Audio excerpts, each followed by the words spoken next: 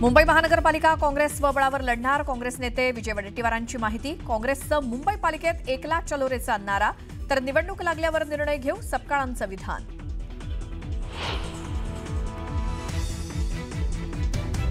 नाशिकमध्ये पत्रकार परिषद घेणाऱ्या काँग्रेस नेत्यावर कारवाई होणार, काँग्रेस प्रदेशाध्यक्ष हर्षवर्धन सपकाळांची माहिती।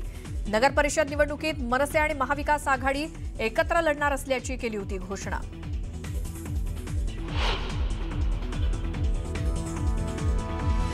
नाशिक जिल्ह्यात महायुतीत तणाव, समीर भुजबळांनी घेतली मंत्री गिरीश महाजनांची भेट। 3 नगर परिषदांमध्ये भाजपसोबत युती करण्याचा प्रस्ताव, शिवसेनेच्या भूमिकेकडे लक्ष।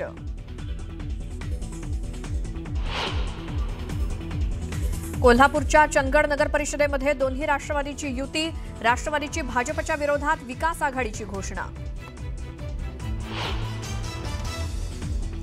मुंबईत आशिष शेलारांच्या मतदारसंघातच बोगस मतदार यादीत 90% नावं परप्रांतीयांची। संदीप देशपांडेंची माहिती, तर मुंबईत परप्रांतीय महापौर करण्याचा डाव असल्याचा आरोप।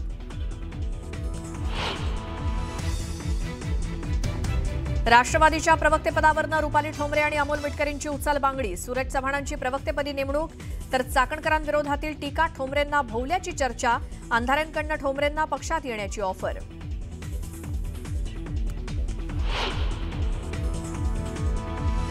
महिला डॉक्टर आत्महत्या प्रकरणी काँग्रेसचं मुख्यमंत्र्यांच्या वर्षा निवासस्थानी आंदोलन, तर गिरगाव चौपाटीवर युवक काँग्रेस आक्रमक, आंदोलकांना पोलिसांनी घेतलं ताब्यात। संजय राऊतांना आज रुग्णालयातनं डिस्चार्ज मिळणार, प्रकृतीत सुधारणा झाल्यामुळे डिस्चार्ज मिळणार असल्याची बंधू सुनील राऊत यांची माहिती।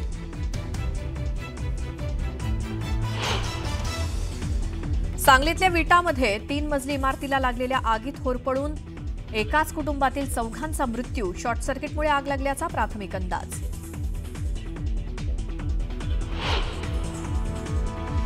गुजरात एटीएसनं इसिसच्या 3 दहशतवाद्यांना केली अटक, विशाच्या माध्यमातून दहशतवादी हल्ल्याचा होता प्रयत्न, तर काश्मीर पोलिसांनी दहशतवादी हल्ल्याचा कट उधळला।